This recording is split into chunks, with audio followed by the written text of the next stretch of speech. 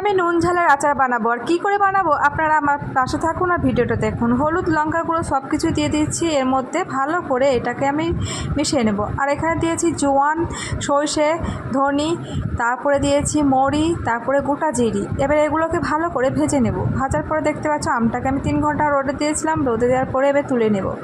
এবার আমি দেখতে পাচ্ছ কড়াই চাপিয়ে দিয়েছি, কড়াইয়ের মধ্যে গোটা রসুন দিয়ে দিলাম। এর মধ্যে আমি 5 ফোড়ন দিয়ে দেবো। 5 ফোড়ন দেওয়ার পরে এখানে কাশ্মীরি লঙ্কা গুঁড়ো, হলুদ গুঁড়ো আর এরকম লঙ্কা গুঁড়ো সব কিছু দিয়েছি কালারের জন্য।